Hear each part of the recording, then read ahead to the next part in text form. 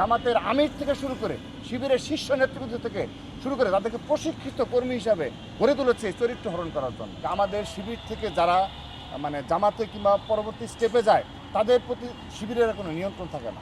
Straight তিনি আমাকে বলেছেন। আমি পরবর্তী যারা নেতৃত্ব তাদেরকেও আমি আহ্বান জানিয়েছি। আমি আজকে আহ্বান জানাচ্ছি, আপনারা আপনাদের সোশ্যাল মিডিয়া এই ধরনের বট বাহিনী নির্ভর আপনাদের যারা অ্যাক্টিভিস্ট রয়েছে নিয়ন্ত্রণ করুন।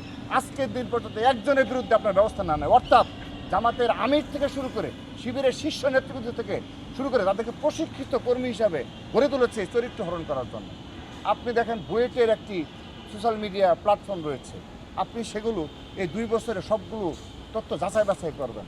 তাদের চোখে বাংলাদেশে ভালো কেউ নেই, তাদের দৃষ্টিতে এই শিবির ব্যতীত তাদের দৃষ্টিতে একটি ভালো কাজ এই 2 বছরে কেউ করেন।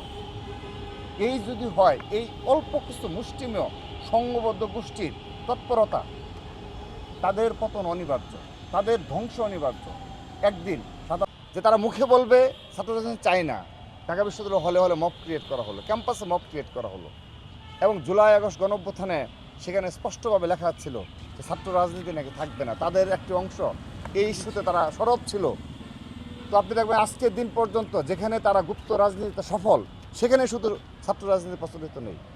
আর যেখানে তাদের পেশি শক্তি রয়েছে, যেখানে তারা তাদের নেতাকর্মীদের কিছুটা প্রকাশ্য নিয়ে এসে ক্যাম্পাস দখল রাখতে পেরেছে, সেখানে তারা কিন্তু ঠিক ওপেন হচ্ছে। এই ঢাকা বিশ্ববিদ্যালয়ে একটা আংশিক কমিটি তারা প্রকাশ করেছে।